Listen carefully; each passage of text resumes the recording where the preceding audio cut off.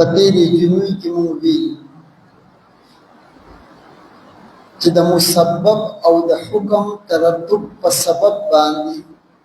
دا عادي دی او دا عقلی او منطقي نه دی. یعنی عادت د الله جل جلاله په دې باندې جاری دی چې په اسباب باندې ترتب د مسببات کوي،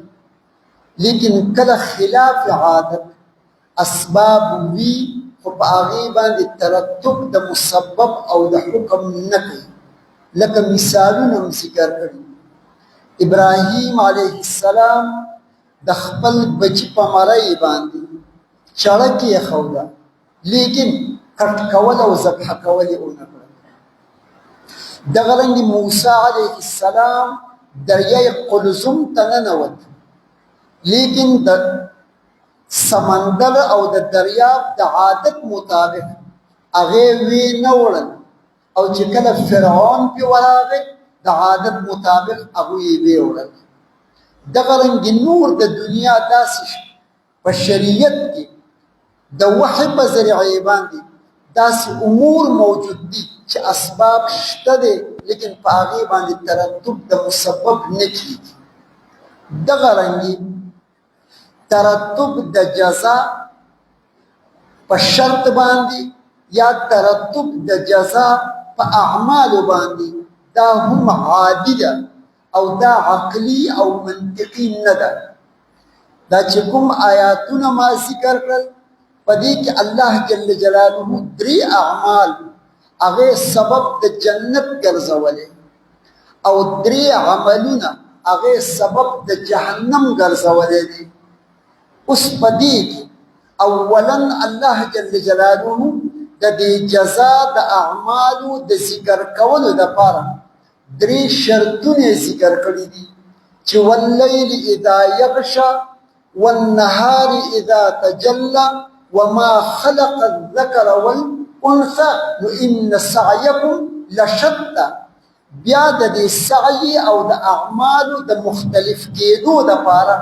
درې اول ذکر کړي دي او درې بیا په دویمه مرتبه کې ذکر کړي دي. خو علما وایي چې دا وخت دا د رب پیسې ګټم، بیا به دا کوم بیا به دا کوم، بیا به را باندې بوډاوالی راځي. لیکن که د یو بوډا نه تپوس وکړي چې د ماضي ژوند دې څنګه و، نو هغه وایي ما دا خو پرون امیدونه ډېر اوږده اوږده دي، لیکن مرګ هغه د ده په دې سټ پورې نښتی دی نښتی، خو بس معمولي غونته کې چې لاس ور واچوي ختمی دی. لیکن که د ده د امیدونو تپوس وکړي نو دی وایي زه به دا کوم او دا به کوم، دا لاسونه یې ورپسې ډېر اوږده کړي دي. دغه رنګې د انسان د دې عمر مثال هم دغه رنګې دی، خو دا عمر عبارت دی د وقت نه، او د وقت دوه اقسام دي، یوه ورځ ده او بلې شپه ده. لکه زمونږ د کتابونو په اصطلاح کې دا وقت یوه نوعه ده او د هغې دوه افراد دي، یو شپه ده او بلې ورځ ده. چې کله ورځ راله نو د ورځې سره هفتې هم رالي، د هفتې چې رالي میاشتې رالي، میاشتې چې راغلي کلونه ورسره هم راغلل. لیکن چې کوم تېرېدل هغه بله شپه ده، خو دا ورځ او شپه دا په دې نوعه کې د یو بل سره شریک دي، دا د یو بل نه جدا جدا نه دي، خو دومره ده تسکنوا فیه والنهار مبصرا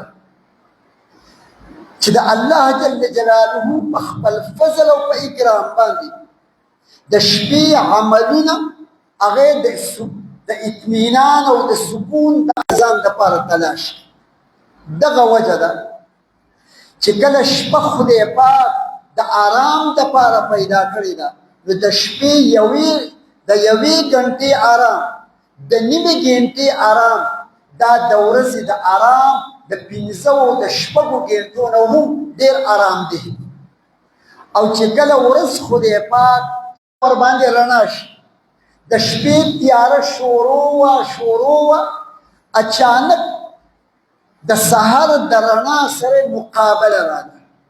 او په دغه مقابلې کې لا پوره رڼا شوې نه وه لیکن سبا صادق شروع شو. اوس چې کله سبا صادق شو ذات دی چې دا تمام انسانیت که د نر په شکل کې دی که د مؤنث او د مادې په شکل کې دی دی د یو نفس نه پیدا کړی دی. اوس چې د یو نفس نه پیدا کو دا نفس یوه نوعه ده او دا نارینه او زنانه دا د هغې دپاره دوه افراد. اوس دا دواړه افراد د دې نوع لاندې داخل دي لیکن د هر فرد د هغه ذمهداري او د هغه کارونه د یو بل نه جدا جدا دي. نارینه چې د هغه کومې ذمهدارۍ دي دا زنانه نشي ادا کولی او د زنانه چې کومې ذمهدارۍ دي دا نارینه نشي ادا کولی. الله جل جلاله په دې باندې قسم وکړو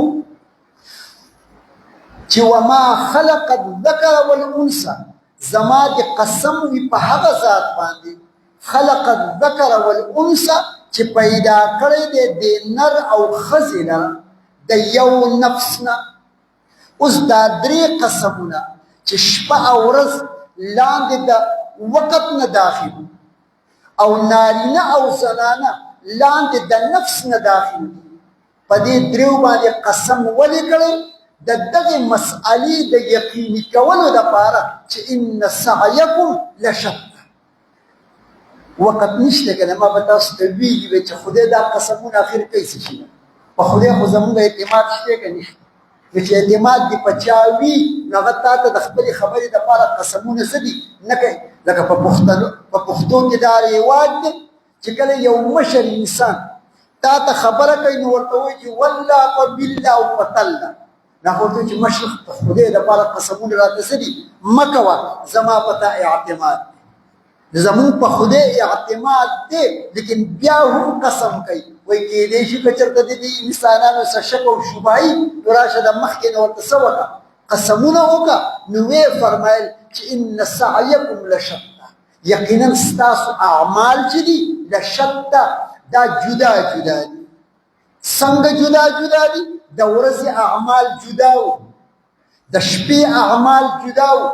د نارینه اعمال جدا وو د زنانو اعمال جدا وو نو چې کله د دوی په منځ کې فرق او تفاوت دی نو ان سعیکم لشتى ستاسو د دې بدن نه راوتونکي چې څومره اعمال دي دا هم جدا جدا دي. اوس تفصیل د هغه سعی او د اعمالو الله جل جلاله په خپله باندې کړی چې فاما من اعطى واتقى وصدق خپله نشي پیدا کولی بلکې دا رزق به دا نارینه پیدا کوي مسکینه وابن السبیل. نو خدای پاک ستا په دې مال کې د نورو حق مقرر کړی دی مختلفو انواعو کې ګرځېدو درجې د یقین ته ورسېد. اوس به په تشکیک د مشکک سره بیا څه کېږي نه ظاهره کېږي. زمونږ ایمان خو په مرتبې د تقلید کې او تقلید هغه په تشکیک د مشکک باندې کړه. دا قابلیت ستا د دې اندامونو دا چې کوم قوت په دې کې خدای پاک کېښودلی دی دا الله ښودی. نو دا مال چې تا ته درکړلی شوی دی دا د الله په فضل او په کرم درکړلی شوی دی. اوس تا ته دغه الله وایي چې ګورې په دې درکړلی شوي مال کې نور لوم څه حصه ورکړه او چې دې نه ورکې ته که ډېر استعداد او صلاحیت والی یې خو ته د الله په نسبت باندې قبیح یې ته د الله په نسبت باندې حقیر او مضمون. بیا په قرآن کې د دې مال د دې ورکولو د هغې مصارف هم الله جل جلاله ذکر کړي دي چې دا مال به ته چا چاله ورکړي. دویم واستغنى الله د خدای نه استغنا اختیار کړه یعنی عقیده دا کړه ده چې زما الله ته څه حاجت او ضرورت نشته زه په خپله باندې پوره یم. خو چې کله یې پې تبه راویسته که نه نو بس بیا یې خدای ته چغې کړي. لکه الله جل جلاله د دې انسان هغه د حوصلې تذکره یې کړې ده چې کله دې په ده باندې تکلیف راشي نو دعوا الله بیا خدای ته آوازونه کوي خو چې کله ترنه تکلیف لرې کړي که نه نو وایي بس دا خو زه ټول ځیمه ما سره چا په دې کې تعاون نه دی کړی. نو دویم بد عمل د دې انسان هغه استغنا ده د الله جل جلاله نه ځان مستغني او بې پروا ګڼي. او دریم وکذب بالحسنى د کلمې طیبې د کلمې د توحید د هغې تکذیب کله ناکله خو داسې وي چې د سره او کله الله یو مني لیکن محمد رسول الله صلی الله علیه وسلم چې هغه د دې امت ترقي جلاله اسانه کړي یعنې د کامیابۍ هغه لارې ته به دې ډېر په اسانې طریقې باندې ورسېږي. ولې ژوند ورکړی الله توفیق ورکړی الله د توفیق خداوندي مطابق د نیکۍ کارونه وکړل الله ورکړل. خدای پاک وفرمیل وهدیناه النجدین مونږ دته لاره د خیر او لاره د شر لاره د نیکۍ او لاره د ګناه دواړه مې ورته ښودلي دي. اوس یې خوښه خپله که دی په د نیکۍ په لاره باندې ځي او که دی د بدۍ په لاره باندې ځي لیکن دومره ده چې ډنډۍ ورته ښکاره کړې ده چې فمن شاء فلیؤمن ومن شاء فلیکفر انا اعتدنا للظالمین نارا. واوره که د قانون مطابق د ژوند تیرو خو به تیروي لیکن که د قانون خلاف ورزي دې کوله نو دا واوره چې دا قانون به په حرکت کې راځي او بیا د دې قانون په حرکت کې د راتلو د وجې نه تاله به یو بدترینه سزا درکوي انا اعتدنا للظالمین نارا. دغه رنګې په دې ځای کې خدای پاک وفرمیل چې فسنیسره للعسره هغه د تنګۍ او د ناکامۍ هغه منزل ته رسېدل دا به هم د ده دپاره اسان وي او دا اسانوالی دا د ده د خپل ځان دپاره په خپله باندې اختیار کړی دی. دا ورته ما نه دي ویلي ما خو ورته مخکې نه ووی چې د نیک عمل کولو د وجې نه د دې نیکۍ د کولو د وجې د نیکۍ په دې عمل باندې خفه کېدل دا د ایمان علامه ده. اوس د الله په نظ باندې ترتب د جزا په اعمالو باندې دی. که اعمال خو د الله د طرف نه د کامیابۍ ضمانت دی. که اعمال په دې ملک کې د خپلې حکمرانۍ تنفیذ نه دی کړی زه به د غریب او د مظلوم د هغه به حمایت کوم ظالم به د ظلم نه بچ کوم. دا د دې ملک په ازادۍ باندې خوشحالي ده. خو چونکې په بازارونو کې څه پراته دي سورني پراته دي او دا سورني به بیا په 14 اګست باندې څه کېږي غږېږي. نو اوس د سورني په غږولو هغه د هندوانو ملک دی هلته کې د هغې مسلمانان نوافل کوي خوشحالي مناوئ د هغې هندوان د خپل ملک د قانون مطابق خوشحالي مناوئ لیکن دا اسلامي ملک دی. دا وایي چې د کلمې په نوم باندې څه دی آزاد شوی دی. بلکې ما سره یو لوی دلیل دا دی چې قید اعظم هغه چې کله پاکستان آزاد شو نو شبیر احمد عثماني رحمه الله ترې تپوس وکړو چې د دې ملک قانون به څه وي. قید اعظم مرحوم هغه په دې ځای کې یو تعویض هغه تعویض یې ورته مخامخ وی د دې تعویض مطابق په دې ملک کې موږ قانون نافذ کوو. هغه تعویض چې وکړی شو هغه د په دې خپله غاړه کې او کو هغه چې قید اعظم د خپلې غاړې نه کوم تعویض راویستلی و موږ د هغې خلاف کوو. دا د دې ملک د هغه اساسي قانون خلاف دی. لیکن بیا هم پکار دا ده چې خوشحالي دې په هغې طریقې باندې وکړو چې کوم په کفري ممالکو کې هغوی د خپل ملک د ازادۍ په خوشحالۍ باندې کوي. سورني غږول یا دغه رنګې د موټر سایکلو نه څه لرې کړي سلینسر یې ترې نه لرې کړي او بیا په یو شق باندې روان دی. دا څو خبرې څه دي نشي کولی دا د ملک په ازادۍ باندې خوشحالي نه ده چې تا ته خدای پاک څومره قوت درکړی دی دغه قوت مطابق په ځان باندې هم نافظ کا او په دې ستانه لاندې ماتحت چې څومره خلک دي په هغوی باندې هم نافظ کا دغه به د دې ملک د ازادۍ انشاء الله العزیز خوشحالي وي دویمه دا ده چې ما ته دا معلومات شوي یو ځل مې مخکې په دې منبر باندې وي چې زمونږ په دې محلې کې چار چاپېره کوم یو کور دی کوم یو سړی دی هغه سره مې کار څه دی نشته خو زمونږ د دې محلې نه چار چاپېره داسې کورونه موجود چې په هغې کې د ماشومانو په ذریعې باندې